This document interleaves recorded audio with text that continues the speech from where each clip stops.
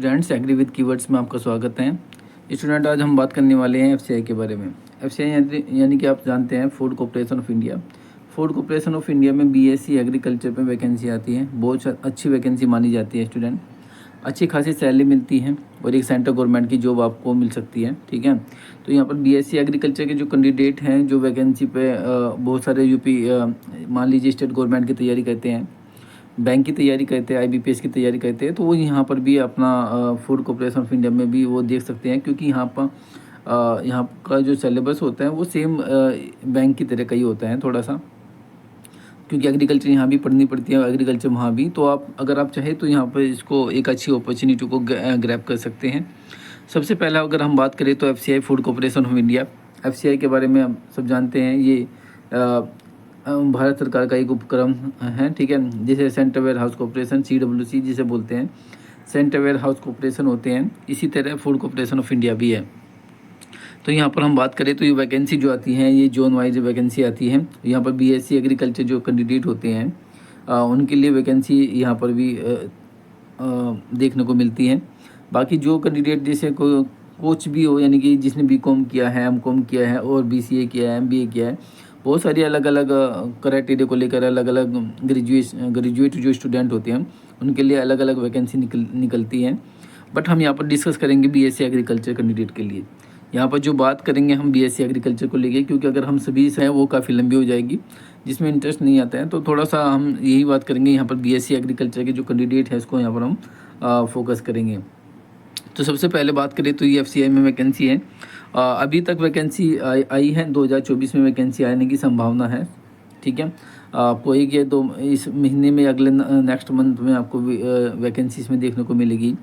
इसमें जो वैकेंसी की बात करें तो लगभग 6200 से लेकर 6300 वैकेंसी लगभग इन्होंने कहा है कि हम निकालेंगे आरटीआई के द्वारा, राइट टू इन्फॉर्मेशन के द्वारा इन्होंने बताया है कि हमारे पास अभी वैकेंसी है। तो यानी कि वैकेंसी है तो निकालेंगे। तो इसका मतलब ये है कि आप अच्छे से तैयारी करते रहें। तो तैयारी करने के लिए आपको सबसे पहले इसका सिलेबस आपको पता होना चाहिए। सिलेबस में क्या आता है, एग्ज़ाम पैटर्न आपको पता होना चाहिए, कितने एग्ज़ाम होते हैं, एक एग्ज़ाम होता है, 2 एग्ज़ाम होते हैं, उस एग्ज़ाम में क्या पूछा जाता है, उन सभी डिटेल्स के बारे में, उन सभी के बारे में हम यहाँ पर इस वीडियो में डिस्कस करने वाले हैं। तो वीडियो अगर पसंद आता है तो वीडियो को लाइक कीजिएगा। ठीक है, और चैनल पर यदि फर्स्ट टाइम आई है तो उसको सब्सक्राइब जरूर करके जाइएगा, ताकि नोटिफिकेशन आपको समय पर मिलती रहे। तो सबसे पहले हम बात करें तो बीएससी स्टूडेंट यहाँ पर हम शुरू कर देते हैं अपना जो वीडियो है। यहाँ पर ये सब वैकेंसी हैं लास्ट ईयर की 2022 की वैकेंसी हैं, पिछली वैकेंसी है, इनके बारे में हम थोड़ा सा आपको पता ही है। तो वैकेंसी चली गई, लेकिन अब हम बात करेंगे यहाँ पर अपने बीएससी एग्रीकल्चर को लेकर। एलिजिबिलिटी की बात करें तो भारत का नागरिक होना चाहिए। ठीक है, ये सब चीज़ें सब मानी जाती हैं। जो इम्पोर्टेंट चीज़ें हैं उसके बारे में हम बात करेंगे, एलिजिबिलिटी के बारे में बात करेंगे, सिलेक्शन प्रोसेस के बारे में बात करेंगे। तो यहाँ पर सबसे पहले एक आता है सिलेक्शन प्रोसेस। बहुत सारे स्टूडेंट्स होते हैं कि सर कि हम एक सिलेक्शन प्रोसेस क्या होता है, किसी का एग्जामिनेशन क्या होता है, एलिजिबिलिटी क्या होती है, उन सभी के बारे में। तो सबसे पहले सिलेक्शन प्रोसेस है। सिलेक्शन प्रोसेस कैसे होगा, आपका एग्जामिनेशन होगा, एग्ज़ाम होगा, इसके द्वारा विदाउट इंटरव्यू के द्वारा भी होता है, कुछ ऑब्जेक्टिव टाइप के द्वारा होते हैं। जैसे कि मान लीजिए ये है टेस्ट का स्ट्रक्चर क्या है, इस तरह का एग्ज़ाम आपका लिया जाएगा। सबसे पहले हम बात करें टेस्ट के स्ट्रक्चर की बात करें तो पेपर 1, पेपर 2। ठीक है, पेपर 1 की बात करें तो जनरल एप्टीट्यूड एंड अवेयरनेस आएगा, 50 क्वेश्चन, 50 मार्क्स के होंगे, 60 मिनट का समय होगा, 25% वेटेज है इसका। पेपर 2 की बात करें part A, part B, number of question 30 यहाँ पर होंगे, ए में और बी में आपके 100 क्वेश्चन होंगे। तो टोटल मिला के 130 क्वेश्चन होंगे और 120 मिनट का आपके पास समय होगा और 50% यहाँ पर आपका वेटेज है। टोटल की बात करें तो नंबर क्वेश्चन 180 है, 180 मार्क्स हैं, 180 मिनट्स हैं और 99% वेटेज है, 90% वेटेज है इसका। ठीक है, तो ये सब क्या है, निगेटिव मार्किंग है क्या? बिल्कुल हाँ। जो ऑप्शन होंगे, बहुत सारे स्टूडेंट ये कहते हैं कि सर 4 ऑप्शन आते हैं क्या, 5 ऑप्शन आते हैं कि? बिल्कुल नहीं। यहाँ पर जो ऑप्शन होंगे, यहाँ पर जो क्वेश्चन का जो ऑप्शन होंगे वे 5 क्वेश्चन, एक क्वेश्चन होगी उसके 5 ऑप्शन होंगे। ठीक है, ये बहुत कम लोग बताते हैं आप लोगों को कि ये क्वेश्चन के 4 ऑप्शन होते हैं, लेकिन यहाँ पर एक क्वेश्चन के 5 ऑप्शन होंगे। तो ये भी एक स्टूडेंट को क्या करता है, स्टूडेंट को एक स्ट्रेस में डालता है, क्योंकि 5 क्वेश्चन, 4 क्वेश्चन में तो ईजी हो जाता है। मान लीजिए 2 सही है, 2 का पता लग गया तो 2 को हम एलिमिनेटिव मेथड के द्वारा निकाल सकते हैं। लेकिन जब 5 क्वेश्चन होते हैं और उसमें से एक क्वेश्चन होता है, 5 विकल्प होते हैं, तो उनमें से एक का आंसर थोड़ा सा डिफ़िकल्ट हो जाता है। तो यही चीज़ें यहाँ पर उन्होंने कहा है कि हम 5 ऑप्शन देंगे, ठीक है। एक क्वेश्चन जो होगा मान लीजिए उसके 5 ऑप्शन हम देंगे। नेगेटिव मार्किंग है क्या? बिल्कुल है। 0.25 की नेगेटिव मार्किंग है, यानी कि अगर आपके 4 क्वेश्चन गलत होते हैं तो 1 माइनस का आपका हो जाएगा, ठीक है। यानी कि 1/4 की नेगेटिव मार्किंग यहाँ पर रखी गई है। तो मैं बिल्कुल एक्सप्लेन करूँगा अच्छे से, आप इसको वीडियो को आराम से देखना, ठीक है। पूरी वीडियो को मैं सही तरीके से आपको, बहुत लोग गलत तरीके से इन्फॉर्मेशन देते हैं, मैं बिल्कुल आपको सही तरीके में, सही वे में, सिंपल तरीके से आपको बताने की कोशिश करूँगा। आशा करता हूँ आप लोगों को हमारा ये प्रयास पसंद आएगा। तो ये समझ में आ गया आपको कि भाई एग्ज़ाम कितने होंगे, 1 या 2 पेपर होंगे, ठीक है।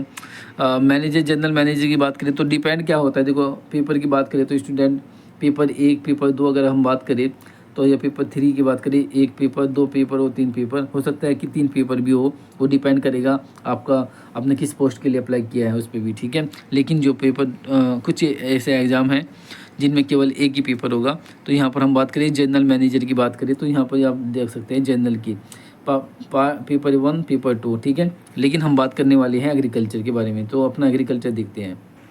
तो स्टूडेंट आप यहाँ पर देख सकते हैं, यहाँ पर मैनेजर टेक्निकल लिखा है और बीएससी एग्रीकल्चर आपने कहीं से भी किया है तो आप इसके लिए अप्लाई, अगर आपने बीटेक किया है, बीटेक डिग्री अगर आपके पास है तो आप इसके लिए, अगर आपने फूड साइंस से बीटेक किया है तब भी आप इसके लिए एलिजिबल है। अगर आपने बीटेक डिग्री किया है फूड साइंस से, टेक्नोलॉजी, फूड टेक्नोलॉजी से, तो आप इसमें इस कैटेगरी में भी अगर आते हैं तो आप भी इसके लिए भी एलिजिबल हैं। अगर आपने बीटेक डिग्री किया है या फिर BTech engineering degree in agriculture से अगर आपने किया है तो आप भी, तब भी आप मैनेजर टेक्निकल के लिए आप अप्लाई कर सकते हैं, ठीक है। बीटेक अगर डिग्री है तो आप देख सकते हैं, अगर आपका अगर ये है, नहीं तो इनमें से कोई ना कोई आपके पास क्वालिफ़िकेशन होना चाहिए, कोई ना कोई क्वालिफ़िकेशन होना चाहिए, तभी आपके पास आप इस फॉर्म को मैनेजर टेक्निकल का फॉर्म फिलअप कर सकते हैं। Okay, next. तो ये कैटेगरी के बारे में हमने बता दिया आपको कि यानी अगर आपके पास बीएससी एग्रीकल्चर है तब भी आप अप्लाई कर सकते हैं, अगर आपके पास बीटेक एग्रीकल्चर है तब भी अप्लाई कर सकते हैं, अगर आपने बीटेक फूड साइंस से किया है तब भी आप कर सकते हैं। तो इसमें इस कैटेगरी में अगर आपके पास कुछ है तो आप भी इसमें एग्रीकल्चर मैनेजर में आप मैनेजर में इसमें अप्लाई कर सकते हैं, ठीक है। इसमें से आप कोई भी अपनी एक एलिजिबिलिटी देख लीजिएगा, आप किसमें इसमें बिलोंग करते हैं तो उसी के हिसाब से आप फॉर्म भर सकते हैं। एज रिलैक्सेशन की बात आती है तो बिल्कुल हाँ, इसमें एज रिलैक्सेशन होता है, ठीक है। यहाँ पर आप देख सकते हैं एसटी के लिए आपको 5 साल का होता है, ओबीसी के लिए 3 साल का एक्सपीरियंस उसमें होता है। कुछ अगर कोई कहता है कि जनरल के लिए, जो जनरल कैंडिडेट होते हैं उसके लिए एज का रिलैक्सेशन नहीं होता है, ठीक है। तो आप यहाँ पर देख सकते हैं, ये पढ़ सकते हैं, एज रिलैक्सेशन सिंपल तरीके से लिखा हुआ है, कोई दिक्कत नहीं है। यहाँ पर भी आप देख सकते हैं, अगर आपकी ऊपर एज लिमिट है तो आपको 10 साल का, 10 साल का आपको, अगर आप फिजिकल हैंडीकैप है तो 10 साल का आपको एज का रिलैक्सेशन भी दिया जाता है। तो ये सब चीज़ें हैं, ये डिटेल्स आप एज की रिलैक्सेशन की हैं। एलिजिबिलिटी क्राइटेरिया मैंने बता दिया आपको, एज का रिलैक्सेशन मैंने आपको ये बता दिया है। सिलेक्शन प्रोसेस की बात करें तो आपको पता ही है सिलेक्शन प्रोसेस क्या होगा। ऑनलाइन एग्ज़ाम होगा आपका, 2 पेपर होगा, फेज़ 1 फेज़ 2 में आपका एग्ज़ाम होगा, ठीक है। फेज़ 1 में क्या पूछा जाएगा, फेज़ 2 में क्या पूछा जाएगा, उसके बारे में हम बात करेंगे, ठीक है। इसमें जितना भी ये दिया हुआ है, ये सब जो दिया हुआ है आप इनके बारे में देख सकते हैं, ठीक है। इनमें से आपका कौन सा है। फेज़ 1 की बात करें तो फेज़ 1 जो होता है ये यहाँ पर लिखा है, जो फेज़ 1 होता है वो कॉमन होता है सभी के लिए, जितनी भी ये पोस्ट दिया हुआ है, जितनी भी पोस्ट दी हुई है उनके लिए, सभी के लिए ये फेज़ 1 क्या है, ये कंपलसरी है, ठीक है। ये कॉमन एग्ज़ाम है सबके लिए। तो सबसे पहले हम बात कर लेते हैं यहाँ पर इंग्लिश लैंग्वेज की। तो इंग्लिश लैंग्वेज के क्वेश्चन आएंगे 25 मार्क्स के होंगे, 15 मिनट का यहाँ पर समय दिया गया है और इंग्लिश ही मीडियम में होंगे। तो क्योंकि इंग्लिश क्वेश्चन जो होते हैं, इंग्लिश क्वेश्चन इंग्लिश में ही होते हैं तो इसका समय आपके पास 15 मिनट का है। रीजनिंग की बात करें तो 25 क्वेश्चन होते हैं, 25 मार्क्स के होते हैं, 15 मिनट का समय होते हैं।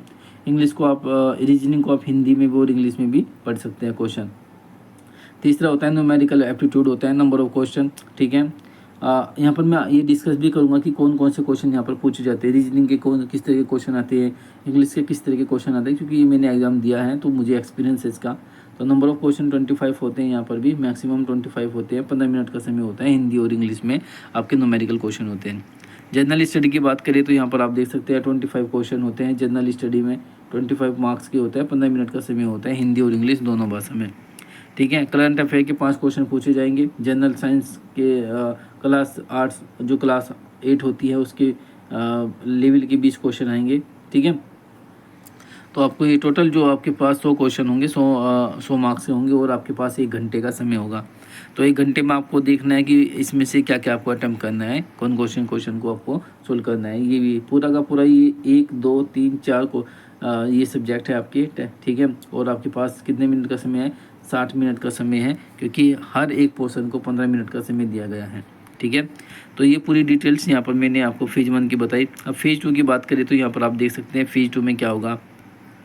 दूसरा इन्होंने लिखा है कि जो मार्क्स होंगे वो सभी 1 नंबर का 1 मार्क्स का ही क्वेश्चन होगा। ठीक है, जो फेज़ 1 है वो ऑनलाइन टेस्ट है बिल्कुल। ठीक है, विल बी ऑब्जेक्टिव टाइप का होगा, मल्टीपल चॉइस क्वेश्चन होगा, एमसीक्यू टाइप के क्वेश्चन होंगे, सब्जेक्टिव क्वेश्चन नहीं होंगे, एमसीक्यू टाइप के क्वेश्चन होंगे। नेगेटिव मार्किंग होगा, 1/4 का नेगेटिव मार्किंग होगा।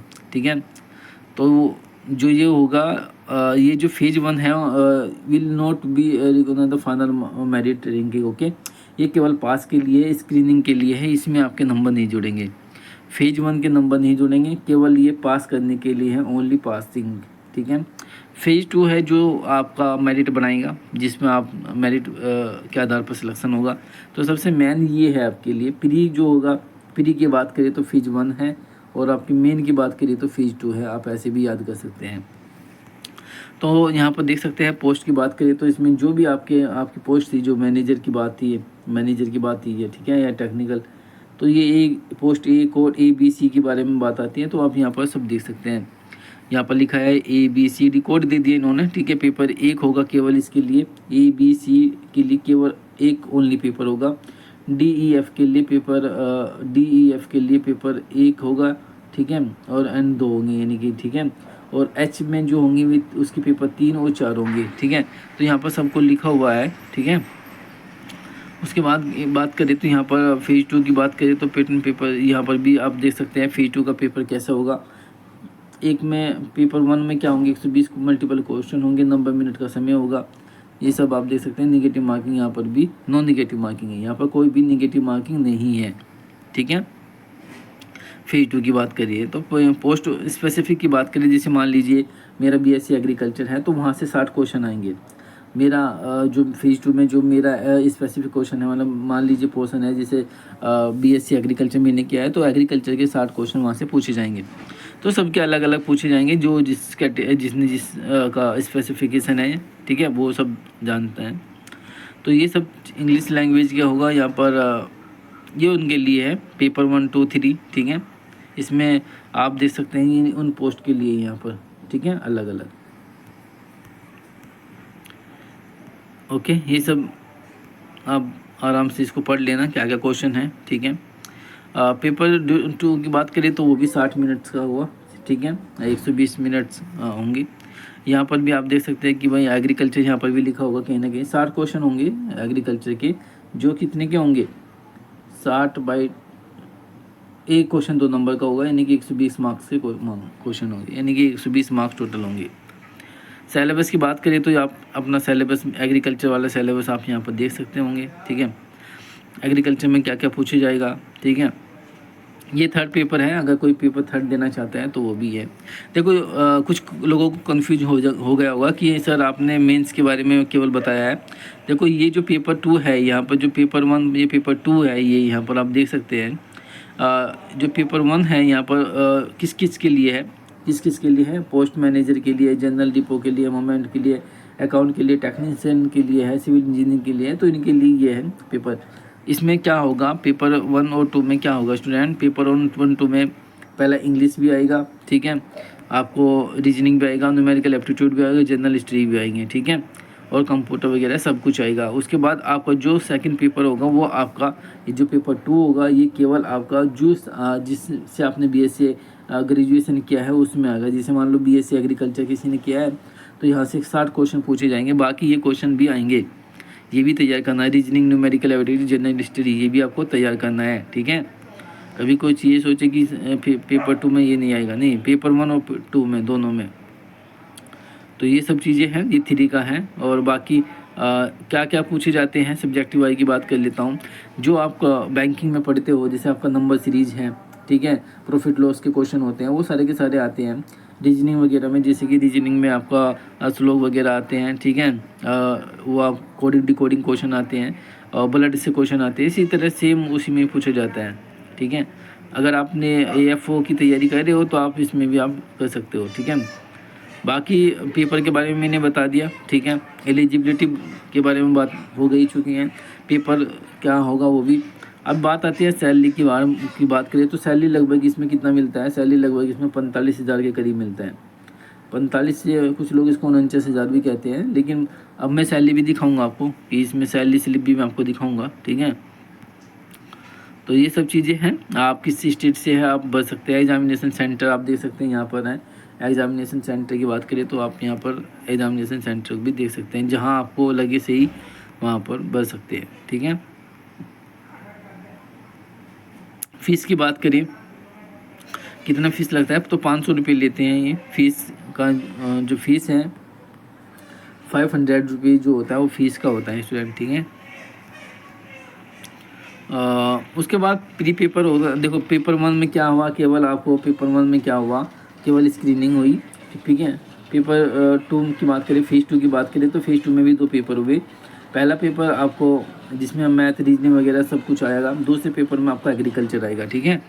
तो ये एक ही दिन होगा, कोई ये सोचेगा कि अलग अलग दिन होता है एग्ज़ाम, नहीं, एक ही दिन होता है। और एलिजिबिलिटी के लिए बहुत स्टूडेंट मैसेज करते हैं, एलिजिबिलिटी बता देता हूँ। BSc एग्रीकल्चर आपके पास है, आप भर सकते हैं। अगर BTech आपके पास है एग्रीकल्चर से, आप भर सकते हैं। अगर आप फूड साइंस से आपने किया है, फूड साइंस अगर आपने अप्लाई किया है, अगर आपने ग्रेजुएशन फूड साइंस से किया है तो आप तब भी आप अप्लाई कर सकते हैं। अगर आप बायोटेक्नोलॉजी से हैं स्टूडेंट, BSc बायोटेक्नोलॉजी है, तो तब भी आप इसमें अप्लाई कर सकते हैं। तो ऐसा नहीं है, लेकिन BSc इसमें मांगा जाता है। BSc या तो आपके पास BSc एग्रीकल्चर होना चाहिए, या BTech आपके पास होना चाहिए, या फिर बायोटेक्नोलॉजी होनी चाहिए, बायोटेक्नोलॉजी, ओके, BSc बायोटेक्नोलॉजी। तो ये सब प्रोसीजर है अप्लाई करने का, ठीक है। ये कौन कौन से, ये तो सब नोटिफिकेशन में आ ही जाता है कि फ़ोटो इतने साइज का लेगा, ओके। तो थोड़ा सा मैं आगे डिस्कस करूँगा कुछ पॉइंटों को। ये असिस्टेंट ग्रेड 3 की वैकेंसी देखते हैं कितना, 49,254 रुपये मिलता है, आप देख सकते हैं सारा मिला के। टोटल जो डिडक्शन होता है वो 4,741 रुपये, जो आपको ग्रोस डिडक्शन होता है वो 49,254 रुपये। तो ग्रोस अर्निंग की बात करें तो 53,995 रुपये मिलते हैं। उसमें से ये -4,741 माइनस करने के बाद तो 49,254 रुपये हैं। बेसिक सैलरी 28,000 रुपये है, HRA 7,614 रुपये है, DA 8,742 रुपये हैं। ट्रांसपोर्ट अलाउंस की बात करें तो इतना है। सब कुछ आप पढ़ सकते हैं, ये सैलरी स्लिप है BSc एग्रीकल्चर। अगर आप कैंडिडेट कर रहे हो, अगर आप इसमें ग्रेड 3 में आप अप्लाई करोगे तो उसमें ये इतना सैलरी मिलता है, ठीक है। तो सैलरी स्लिप मैंने आपको दिखा दिया है। ये है जो वैकेंसी आई थी, जो वैकेंसी के द्वारा यानी कि RTI के द्वारा जो वैकेंसी पता लगा है, 6,221 वैकेंसी आने वाली है, ठीक है। तो इसलिए इसी बेस पे मैं कह रहा था कितनी वैकेंसी, 6,221 वैकेंसी टोटल आएगी। RTI के द्वारा, राइट टू इन्फॉर्मेशन के द्वारा पता लगा है कि FCI में वैकेंसी आने वाली है, कितनी, 6,221 वैकेंसी।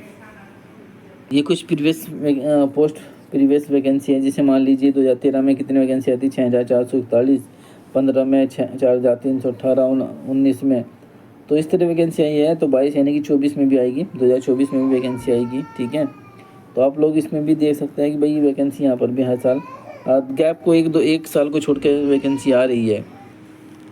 एग्ज़ाम डेट की बात करें तो आप देख सकते हैं कि भाई फेज़ 1 का जो एग्ज़ाम कंडक्ट किया गया था 31 में, तो मतलब कहने का ये है कि 2-3 महीने का गैप मिल जाता है, ठीक है। 1 महीने का भी समय मिल जाता है, 1 महीने का समय मिल जाता है, लगभग 1 से 2 महीने का फेज़ 2 के लिए, ठीक है। तो इसलिए अपना तैयारी अपना करते रहे। एलिजिबिलिटी की बात करें तो मैंने पहले ही आपको डिस्कस किया, BSc agriculture, BTech, food science है, जूलॉजी है, बॉटनी, कंप्यूटर है, बायोटेक्नोलॉजी है, बायोकेमिस्ट्री है। तो आप इसमें अगर इससे कोई आपने ग्रेजुएशन किया है तो आप इसमें अप्लाई कर सकते हैं, आपके लिए वैकेंसी है, ठीक है। तो ये सब चीज़ें मैंने आपको यहाँ पर डिस्कस, तो आशा करता हूँ कि आप लोगों को पूरा ये वीडियो समझ में आ गया होगा।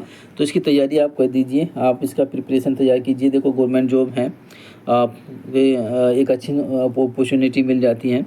तो अगर आप इसमें तैयारी करना चाहते हैं तो बिल्कुल आप इसमें बीएससी एग्रीकल्चर की, अगर आपके पास है बीएससी एग्रीकल्चर है, अगर बीटेक एग्रीकल्चर है, बाकी जो भी मैंने अपने आपको एलिजिबिलिटी दिखाई उनमें अगर है तो आप इसमें अप्लाई कर सकते हैं। देखो यहाँ पर 800 रुपये लिखा हुआ है, कहीं पर कभी कभी 500 रुपये रखता है फीस, कभी कभी 800 रुपये रखता है। ठीक है, वो कभी डिपेंड करता है उनका क्राइटेरिया क्या है। मैंने एग्ज़ाम सेंटर के बारे में बात की है, मैंने सिलेबस के बारे में, एग्ज़ाम पैटर्न के बारे में स्टूडेंट पूरा डिस्कस कर दिया है। तो यदि वीडियो पसंद आता है तो वीडियो को लाइक कीजिएगा, क्योंकि देखो आपको नॉलेज पूरी मिलनी चाहिए। ठीक है, आपको समय का मतलब ये नहीं कि भाई आपके पास 5 मिनट में 10 मिनट में ऐसे ही बोल के चले जाओ। आपको एक्सप्लेनेशन आपके पास कम से कम, आपको किसी भी तरह का कोई डाउट ना दे। ठीक है, अगर कोई किसी भी तरह का कोई भी डाउट है तो मुझे कमेंट बॉक्स में कमेंट कर सकते हैं, उसका आंसर मैं वहाँ पर दे दूँगा। ठीक है, एग्री मैनेजमेंट ट्रेनिंग है ये। ठीक है, जॉइन वाइज वैकेंसी है, बहुत अच्छी वैकेंसी है, आएगी 2024 में वैकेंसी आएगी। बिल्कुल आप ध्यान रखना इसका, 2024 में वैकेंसी आने की संभावना पूरी है। ठीक है, तो आज के लिए इतना ही है। Thank you everyone.